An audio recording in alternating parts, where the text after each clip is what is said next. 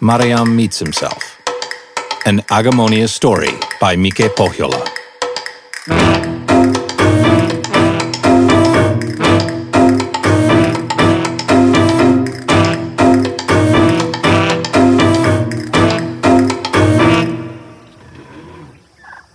The crew of laborers dutifully sawed down tree after tree with their big 8-handed Marentas saws. One sawyer would hold one end of the Marentas with her 4 hands and pull. When the saw reached its peak, the other would pull with his 4 hands. Occasionally, a third worker would come in and strike wedges in the kerf in the tree to prevent it from closing. Once the tree was felled, the other workers would cut off the branches and saw it into lumber. And then a third group would move the logs into neat piles, which would be transported from the Clacker jungle to Copperton, the Amethyst Order capital, to build new ships and houses. The workers called Matajam the boss, although his official title was forestry foreman. His night-eye boss sometimes called him the four-arm forestry foreman, a racist term, which he had to chuckle at. The truth was he was nothing like most Patangans, and certainly not like those totem-fucking pedophages who were behind the fence clacking in protest.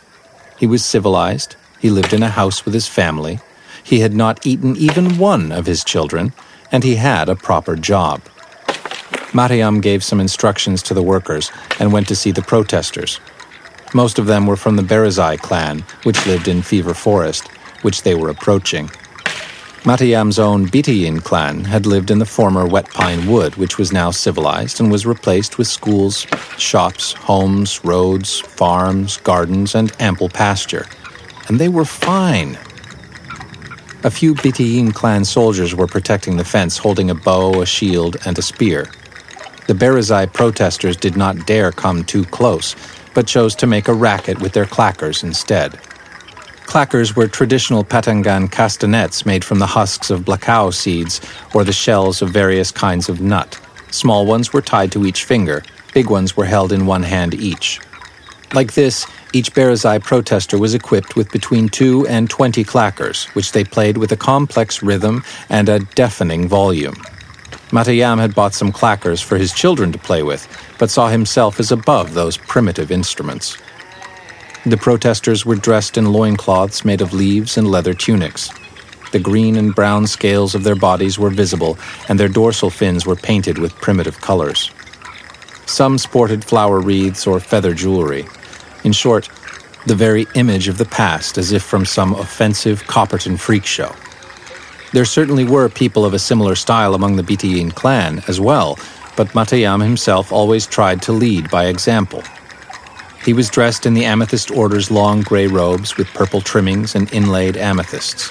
His dorsal fins were clean and tied back, which was no easy feat for a Patangan.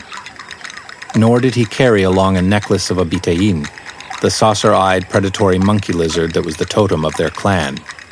He told everyone he carried a Bitayin in his heart, and that was enough. Although, if truth be told, he did not really think about the totem animal at all.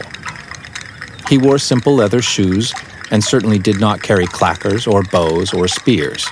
Not anymore. Not even if he had been an expert archer.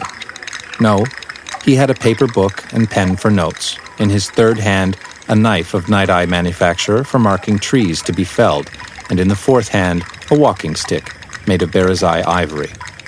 In short, he was the epitome of a contemporary urban Patangan. Matajam! Yelled Jouthan, the Berazai shaman. The clacking stopped abruptly. A wrinkly old woman dressed in nothing but a loincloth and feathers, strange bony protrusions piercing her skin at odd places. Matajam, stop this madness.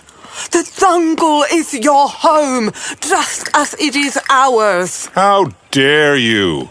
Matajam yelled over the fence. I live in a house. You live in a tree.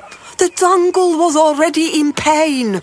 Demons and void blooms and strange fungi plague the fever forest. You know this. Do not destroy what little is left. The Amethyst Order has nothing to do with that. Probably you people called them here with some totem magic. No, they're coming from the White House of the Ancients. Be that as it may, isn't it good that someone makes use of the jungle before the fungi and the Aox demons infest all of it? No! We should work together to stop the demons. It's hard to work together when your clan just clacks and complains. Why don't you get a job, all of you? There's so much work to be done. We will never destroy the jungle, no matter what your foreign overlords pay us. Look at you! You even dress like them now! There was no use arguing with fanatics. Matajam turned his back and the clacking continued louder than before.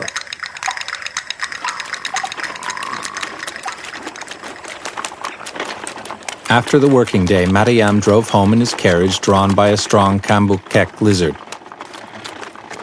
He ate with his family, helped the older children with their homework, had a glass of honey wine with his wife in the evening, and went to sleep.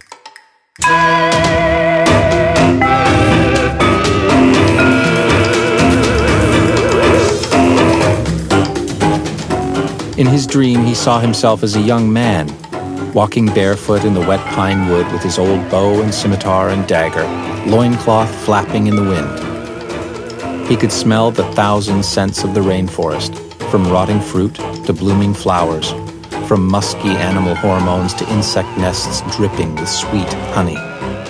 He was hunting for something, perhaps Berizai, but had lost the trail.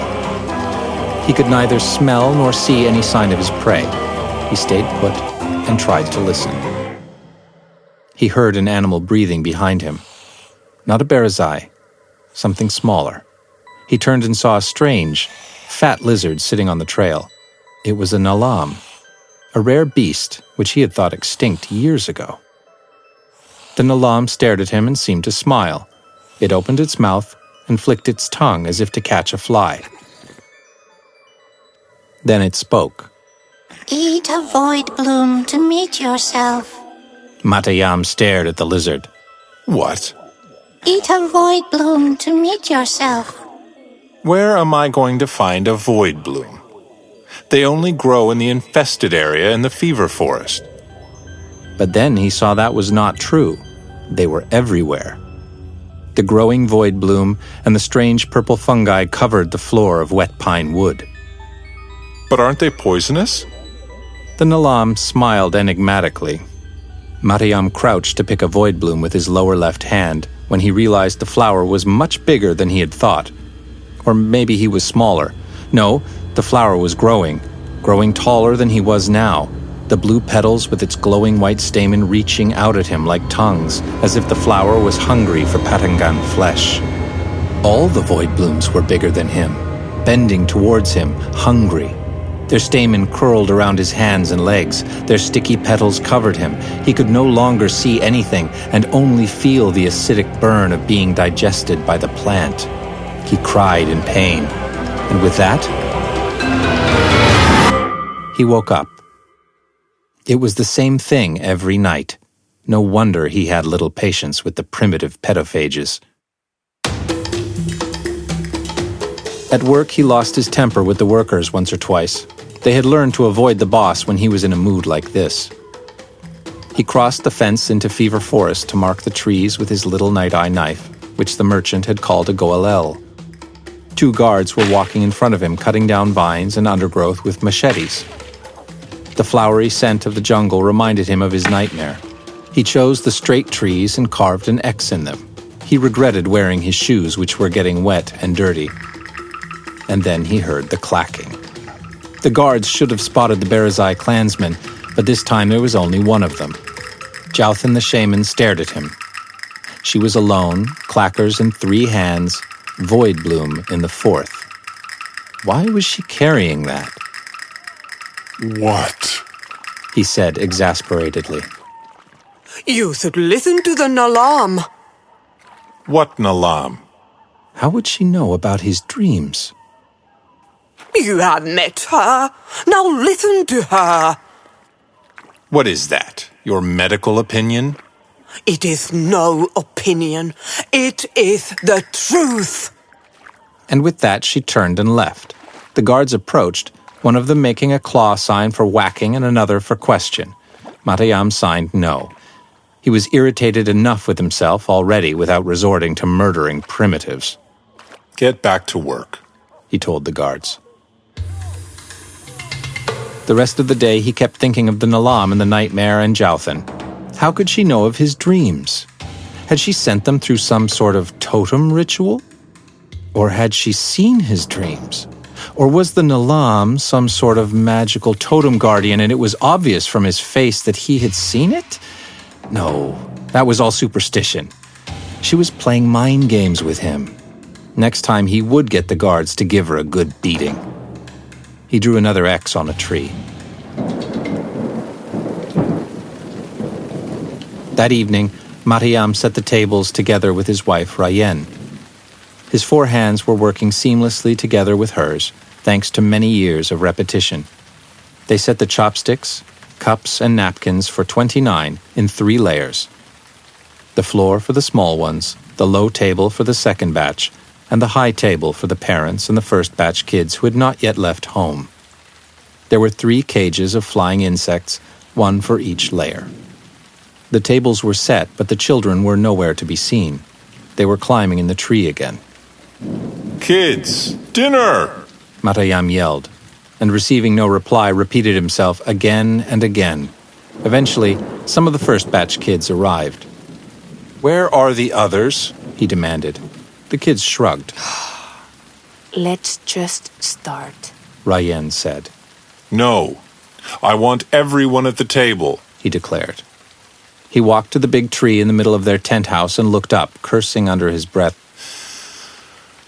I'll just let these bugs fly off, shall I? He threatened. We are coming down soon, one of the kids replied. No, not soon. Now. Disgruntled voices accompanied the kids descending from the tree. 24, 25, he counted. 28. Where is Pasangam? He asked. One of the second batch kids pointed to a puddle of mud in the back of the yard, the one they used for fertilizing the garden. Totem fucking breach, he cursed. What on Agemonia do you think you're doing? Matajam, go easy on him, Rayen said from the dining area. No, I will not. He knows it's totem fucking dinner time. Why are you rolling in the mud? What have we taught you? Are we primitive jungle scum who climb trees and roll in mud and eat their children? Or are we civilized modern Patangans who live in houses and sleep in beds? The mud-covered Pasangam muttered something. What was that? we are civilized. Then why are you rolling in mud like those pedophages? I don't know. The child said with a trembling voice. Honey, just let it go. Rayen tried again. Kids are kids. Matajam did not let it go. He kept yelling until everyone was crying, and he just kept getting angrier. Eventually, Matajam left the house to walk off steam. Why was he so aggressive towards the kids? Was it really because of them being late for dinner? He had rolled in the mud every day as a child when he wasn't climbing trees. He had to prevent his parents from eating him. But that was then, when they really did live in wet pine wood. Those days were gone. Wet pine wood was gone. It was the lack of sleep, he decided. If only he could get one proper night's sleep, he would be all right. But here he was, walking the streets of the quiet neighborhood when the moons were already up. When he finally returned home, all the kids were sleeping. Rayen was still awake, sipping honey wine. It was clear she was waiting for him to return to have a talk. A talk.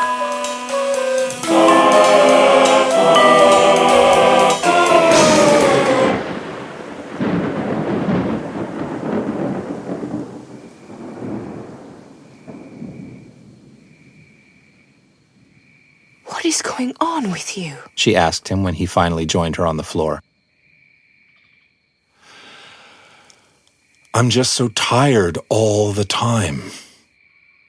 Everyone's tired with 27 kids. But not everyone has bursts like that.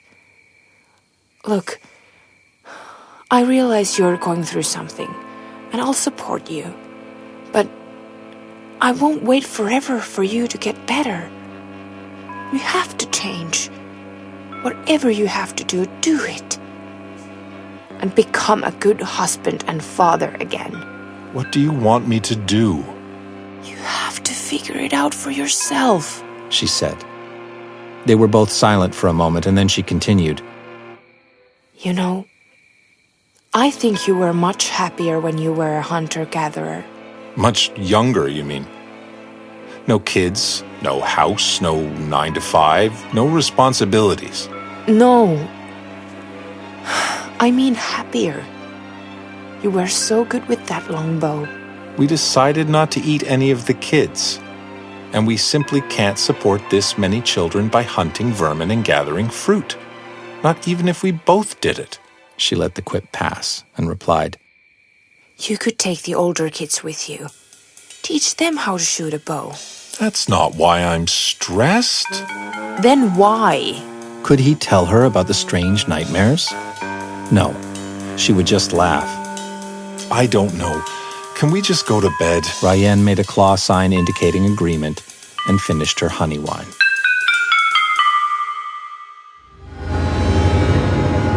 In his dream, the Nalam came again. Eat a void bloom to meet yourself.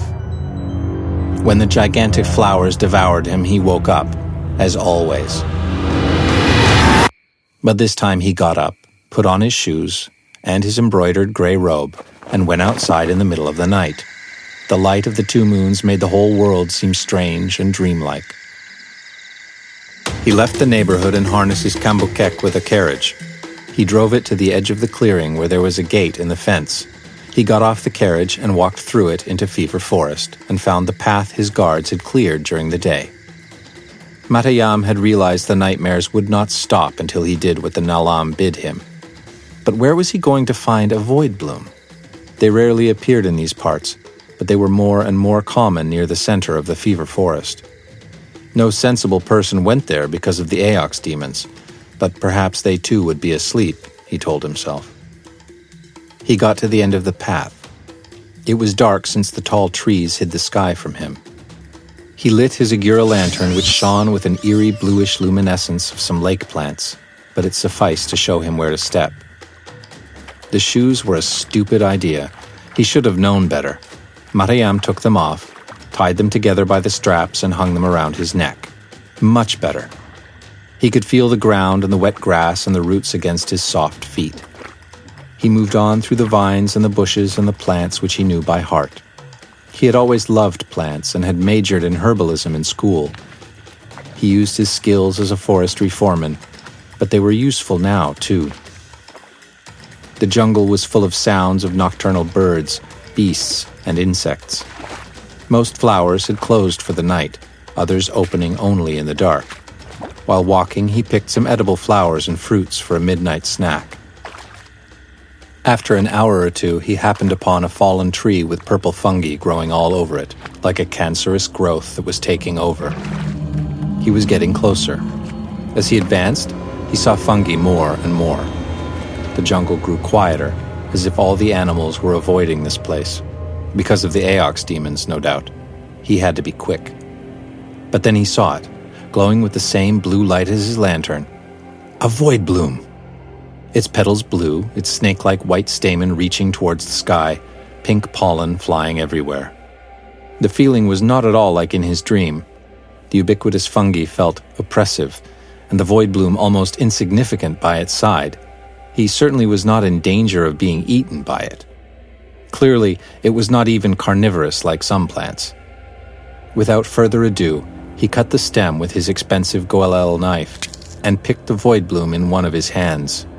He was about to leave when he heard a distant, strange sound, like the clack of a castanet, but somehow moist and final. He turned around to see a chalamak, a big jungle bird, run for its life towards him, away from some hidden danger. Then a long whip-like tentacle coiled around it and pulled it back. In the shrubbery, he saw a nightmare creature, a bipedal as tall as him, but with the face of a hairless fruit bat and the claws of a lobster. The tentacle was its long tail, which brought the chalamak in front of its eyes. The demon opened its huge claw and cut the bird in half. The headless Chalamak ran chaotically in the fungi, blood spattering everywhere. The demon threw out the bird head and looked at Matajam. He had no way to defend himself from something like that, so he fled. He could feel the creature's tail whip the air behind him, not quite grabbing a hold of him. Having no other option, he ran towards the center of the mushroom-infested area. There were hardly any trees anymore, only fungi and glowing void blooms. More demons approached him from everywhere, in various shapes and sizes. With them were ferocious animals driven mad by the mushrooms growing on them. Matajam ran as fast as he could. In the middle of the fungus sea, he saw what looked like a large white box. It was uncontaminated by the alien growths, but completely surrounded by them. He had no time to stop and admire it. Instead, he made a quick turn to the right to avoid a leaping Aox demon riding a maddened Smilodon. Matajam realized he could not leave the mushroom sea alive. There were too many enemies and they were too fast. His only chance was to climb one of the few trees still erect in the polluted area. Hopefully, he still knew how. He found the biggest, tallest cotton tree, some of its enormous fin-like roots slightly covered by fungi, but most of the tree intact. He ran to the crevice between two roots, stuck the claws of his hands and feet into the bark, and started climbing. His claws were not used to this kind of pressure, but fear gave him strength. Soon he was 10 feet high, then 20. Looking down, he saw the Aox demons try to climb the tree, but failing. Some of them tried to send infested birds to catch him, but they were made too stupid by the fungi to understand. He climbed higher and higher until he found a branch on which to lay and rest. He had escaped the demons, at least temporarily, but he was still inside hostile territory with no hope of escaping. What else was he going to do? He ate the void bloom. Nothing happened. The moonlit, mutated wasteland was just as purple and alien as before. The jungle beyond it as vibrant as before. The Aox demons down the tree as horrible and disgusting. The tree branch as hard and uncompromising.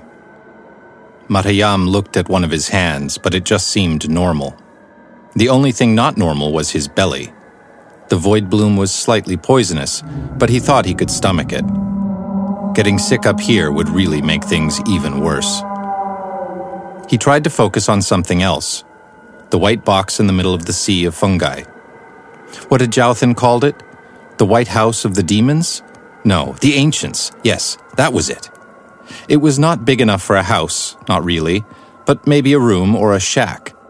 It glowed a faint blue-green light, the same as his lantern and the void bloom. A hatch opened in the side of the white shack, and a large Aox demon climbed out, antlers first. Then it turned its back, put its tail and hooves out, and carefully walked backward out of the box. The white shack seemed barely big enough to hold a demon that big. Had it been there all along, or did it contain a staircase leading to some subterranean demon hideout? The bluish glow from the White House of the Ancients had grown brighter, almost disturbing in the dark. Did that have something to do with the demon appearing? You must cleanse this forest. He looked up and saw the Nalam sitting on the same branch, smiling. Had he fallen asleep? You must cleanse this forest. Aren't you going to tell me to eat a void bloom to meet myself? You have eaten it. The Nalam said. Its mouth moved, but it was an animal mouth, not made for speech. Yet it spoke with a childlike voice. Good. I am happy. You are very obedient. While he listened to the Nalam, he realized the light from the white shack was now brighter than that of the midday sun. It was threatening, burning, dangerous. He would not look at it again. With the ever-present blue light in the ground, everything else changed also. The tree, the sky, the jungle, when not illuminated by the glow, was red and black. If he looked at the light, he would die.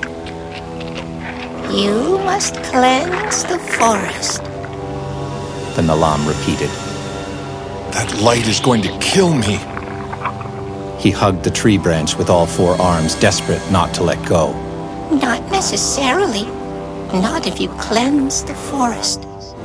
And how do I do that? He was yelling because he felt the light would somehow drown out most sounds. In fact, it was a sound, a loud music, like that of flutes. It was almost deafening. You must meet yourself. The Nalam spoke at a normal volume, but Matajam could hear it just fine. You must meet yourself in the other reality, in the one that you have just arrived at. Come with me. The Nalam jumped to the trunk of the tree and climbed up. Matajam understood nothing, but crawled after the Nalam, first on the branch and then up the trunk towards the leaves, away from the light. That was good. The tree was oddly bent, as if it made a loop in the sky around the forest. Soon the light was coming from behind him, and then from the above. In front he saw the jungle again, but they were going up. How was that possible? The treetop touched a mushroom the size of a palm tree, and the Nalam expertly jumped off to it. Did it radiate some sort of inner glow or warmth? Or was he imagining it? On the ground, he saw 3 tentacled Aox demons smell around the mushroom, looking up. Had they got his scent? You must hide your smell, The Nalam advised. But how? The best way to do that was cover yourself in mud, or... He broke the mushroom cap's hard chitin outer layer with his golel and got into its shining, moist pink flesh. He grabbed it with 3 hands and mushed it into a paste. With the golel hand, he opened his gray robe and spread the fluorescent pink paste on his body to mask his scent. He climbed down, and sure enough, the demons could not sense him and galloped off. The radiant house was still in the vicinity, casting long red shadows in the jungle. The shadows seemed to vibrate until the whole land was a strange dance of red and blue lines, like a nest of vipers all crawling on top of each other. You must approach the light. The Nalam said. No, it will kill me. You must approach the light. All right, Matajam thought. Perhaps if I could approach it without looking at it, I could do it. He turned his back to the bright blue-green light and walked backwards, just as the demon had, coming out of the shack. The ground was no longer covered in fungi, but in twisting vines full of long, sharp thorns which pierced the skin on his feet and caught the hem of his robe until he could no longer move. Not towards the light, anyway. He looked at the landscape with the mushroom trees and the thorny vines and the galloping demons, and above all the sickening red shadows and blue lights that moved. And even the sky was not the sky, but the flower of a giant void bloom about to eat the whole world. The demons that went past him had the faces of his children, his workers, his parents, his wife. He threw up. He felt faint, but knew he must not lose consciousness. He must not lose control. He must focus. But focusing was impossible because everything was wrong, and that made him even more nauseous. Even he himself was covered in the sickeningly glowing pink mushroom paste. He crawled upon the spiky ground so he would not faint. Gaining control was harder than ever, but he knew he must try. Do not fight the feeling, The Nalam said. It seemed unaffected by all this. Ride it. It is not your weakness. It is your strength. He did not understand, but he opened his eyes and looked at the swirl of colors. He tried to stop thinking it was wrong. He tried to think it was right, and then he realized there was a rhythm to it all. A complex, hard-to-fathom rhythm, but it was there. To the void bloom in the sky, to the vines and the mushrooms and the demons, to the pulsating colors, even to the light itself. He picked up some nuts from the vines, cleaned them of their innards with his fancy golel, and made himself simple clackers. He started clacking to the rhythm, becoming one with it, playing together with the light. Matajam no longer felt sick. He got up, let go of his robe which was stuck in the vines, and still clacking the rhythm, Matajam turned to look at the light. The blue-green light shone from the box which he now saw was more like a gateway than a house. Above the white cube was a wooden sphere hanging in the air. Was this what he had come for? Hello. He said to the sphere. Hello. he replied. The word came from his mouth, but he knew it was the sphere that was speaking. I came here to meet myself. He told the wooden ball. I need to cleanse the forest. You must reverse the direction of the device. The sphere replied with his mouth. Which device? He asked, but realized immediately what it was. The White House of the Ancients was, of course, a machine made by the Ancients. But why would they want to send Aok's demons to Clacker Jungle? They would not. That is why they would have to reverse the direction, to get the demons out. Great. Can you show me how to reverse it? You need the heart wheel. He was being told. Sure. Do you have one here? You must find the device inside water. That's not really helpful. Go to Ambergate and you will understand. The light grew dimmer. Matajam thanked the wooden sphere and left. The Nalam walked with him.